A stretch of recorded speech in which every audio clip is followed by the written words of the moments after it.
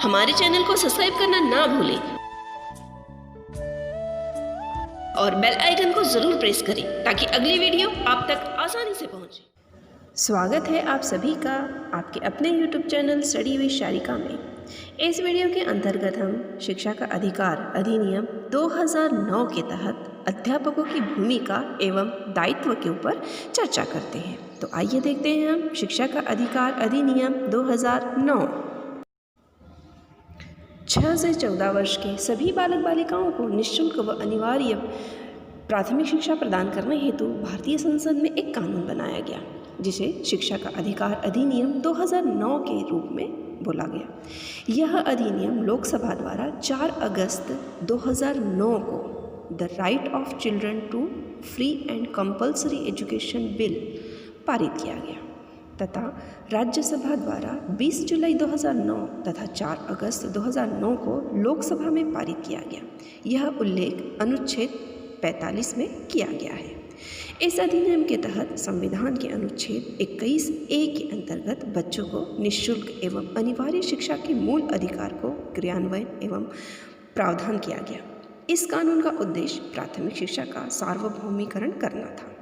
निःशुल्क एवं अनिवार्य शिक्षा अधिकार अधिनियम 1 अप्रैल 2010 से संपूर्ण देश में लागू कर दिया गया। बस उसमें जम्मू और कश्मीर को छोड़ा गया। भारत शिक्षा को बच्चे के लिए मौलिक अधिकार के रूप में घोषित करने वाला विश्व का 135वां देश है, जबकि शिक्षा को बच्चों के मौलिक अधिकार के रूप में घोषित करने वाला विश्व का पहला देश प्रशा है। RTE में कुल 7 अध्याय दिए गए हैं, 38 धाराएं हैं व एक अनुसूची शामिल की गई है। अब हम देखते हैं कि 2009 के अधिनियम के अंतर्गत विद्यालयों एवं अध्यापकों के संबंध में क्या प्रावधान दिए हैं, जिसमें धारा 3 के अंतर्गत सभी बच्चों को अनिवार्यतः प्रारंभिक शिक्षा प्रदान की जाए। किसी भी बच्चे से कोई शुल्क अथवा राशि नहीं ली जाएगी। धारा 4 के अंतर्गत चिन्हित शाला से बाहर बच्चों को सर्वप्रथम उनकी आयु के अनुसार कक्षा में दर्ज कराया जाएगा। धारा 5 के अंतर्गत बालकों द्वारा विद्यालय छोड़ने पर उसे स्थानांतरण प्रमाण पत्र तुरंत प्रदान करने का दायित्व शाला विद्यालय के प्रधानाध्यापक का होगा। धारा 6 के अंतर्गत कक्षा 1 से 5 तक 1 किमी के दायरे में और 6 से 8 तक 2 किमी के दायरे में विद्यालय की व्यवस्था होगी। धारा 12 के अंतर्गत प्राइवेट विद्यालयों में 25% सीटें गरीब, दुर्लभ व वंचित वर्ग के विद्यार्थियों के लिए आरक्षित होगी। धारा 14(2) के अंतर्गत जन्म प्रमाण पत्र नहीं होने पर भी किसी भी बच्चे को विद्यालय में प्रवेश से इनकार नहीं किया जा सकता।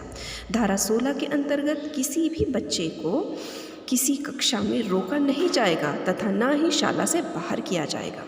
धारा 17 के अंतर्गत विद्यालय में बच्चों को शारीरिक व मानसिक रूप से प्रताड़ित नहीं किया जाएगा। धारा 24 के अंतर्गत विद्यालय के अध्यापकों के लिए भी अधिनियम में अकादमिक उत्तरदायित्व निर्धारित किए गए हैं। इसकी पूर्ति न करने पर अध्यापकों के विरुद्ध अनुशासनात्मक कार्यवाही की जाएगी। धारा 27 के अंतर्गत यह प्रावधान है कि एक शिक्षक को 10 वर्षीय जनगणना, आपदा राहत कार्य व चुनाव कार्य के अलावा कहीं भी ड्यूटी नहीं लगाई जाएगी।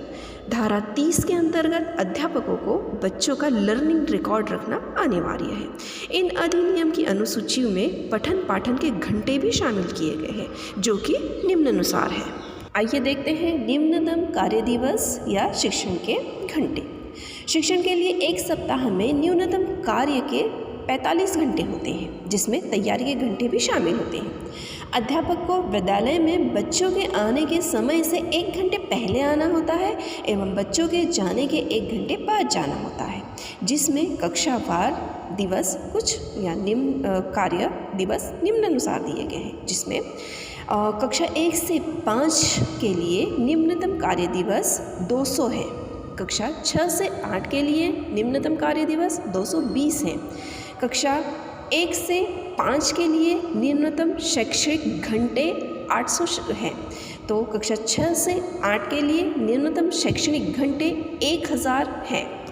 अब हम देखते हैं प्राथमिक स्तर मतलब कक्षा 1 से 5 के लिए शिक्षक छात्र अनुपात क्या रहेगा, जिसमें 30 विद्यार्थियों पर 1 शिक्षक होगा, 60 विद्यार्थियों पर 2 शिक्षक, 61 से 90 विद्यार्थियों पर 3 शिक्षक, 91 से 120 विद्यार्थियों पर 4 शिक्षक, 121 से 200 बच्चों पर 5 शिक्षक या 150 से अधिक होने पर 5 शिक्षक व 1 प्रधानाध्यापक भी रहेगा। शिक्षा का अधिकार अधिनियम 2009 के अंतर्गत पाठ्यक्रम व उसका मूल्यांकन किस प्रकार से होना चाहिए, जिसमें शिक्षा प्राधिकारी उपधारा 1 के अधीन पाठ्यक्रम और मूल्यांकन की प्रक्रिया निश्चित करते समय कुछ बातों को ध्यान में रखा गया है या रखा जाना चाहिए, जिसमें 1 शिक्षा का माध्यम जहाँ तक हो सके बालक की मातृभाषा रहेगी। 2 बालक को समझने जानने की शक्ति तथा उपयोग करने को उसकी योग्यता का सतत मूल्यांकन होना चाहिए।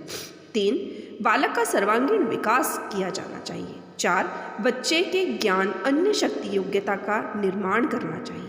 5 बालक को चिंता मुक्त बनाना चाहिए।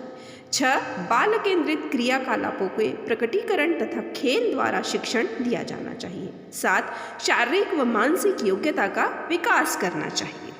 शिक्षा का अधिकार अधिनियम 2009 के कुछ प्रमुख विशेषताएं हैं, जिसमें नंबर 1 अप्रैल 2010 से यह अधिनियम जम्मू कश्मीर को छोड़कर तत्कालीन प्रधानमंत्री डॉक्टर मनमोहन सिंह के अनुमोदन मात्र से अस्तित्व में आया था। प्रधानमंत्री के संबोधन मात्र से ही अस्तित्व में आने वाला यह भारत का पहला अधिनियम है। 2 किसी भी बच्चे को कक्षा 8 तक फेल नहीं कर सकते या यह प्रतिबंधित रहेगा। 3 किसी राज्य में स्थापित किसी विद्यालय के संबंध में राज्य सरकार उत्तरदायित्व होगी। 4 6 से 14 वर्ष के बच्चों हेतु निःशुल्क एवं अनिवार्य प्रवेश, उपस्थिति एवं प्रारंभिक शिक्षा की अनिवार्यता पूर्णतः सुनिश्चित करना होगा।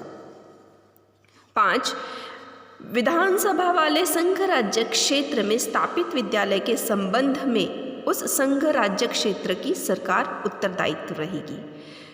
6 निजी स्कूल में भी कॉम्पिटिटिव फीस एवं प्रवेश के लिए स्क्रीनिंग प्रतिबंधित रहेगी। बालकों को शारीरिक दंड देने एवं मानसिक रूप से प्रताड़ित करने पर पूर्णतः प्रतिबंधित किया जाएगा। प्रत्येक शाला विद्यालय हेतु निम्नतम कार्य दिवस एवं शिक्षण के घंटे निर्धारित रहेंगे। नियत मापदंड के अनुसार शिक्षक छात्र अनुपात के अनुरूप शिक्षकों की व्यवस्था 6 माह में सुनिश्चित करनी होगी। इस अधिनियम के तहत अध्यापकों को गैर शिक्षणकीय कार्य में नहीं लगाया जाएगा। इस अधिनियम के तहत 1 किमी के दायरे में प्राथमिक विद्यालयों तथा 3 किमी के दायरे में उच्च प्राथमिक विद्यालयों की व्यवस्था की जाएगी। कोई भी विद्यालय सरकारी मान्यता के बिना नहीं चलेगा।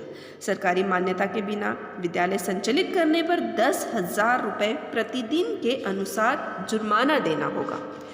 इस अधिनियम के तहत यह प्रावधान है कि इस क्रियान्वयन पर जो राशि खर्च होगी उसका 65% केंद्र सरकार, 35% राज्य सरकार वहन करेगी। भारत के पूर्वोत्तर राज्यों में 90% फीस खर्च केंद्र सरकार और 10% खर्च स्थानीय राज्य सरकार वहन करेगी। इस अधिनियम के तहत विद्यालय के विकास के अनुदान एवं व्यय आदि का उत्तरदायित्व विद्यालय प्रबंधन समिति का होगा। इस समिति में कुल 15 सदस्य होंगे, जिसमें 1 अध्यक्ष, 1 सचिव, 1 कोषाध्यक्ष तथा अन्य 12 सदस्य होंगे।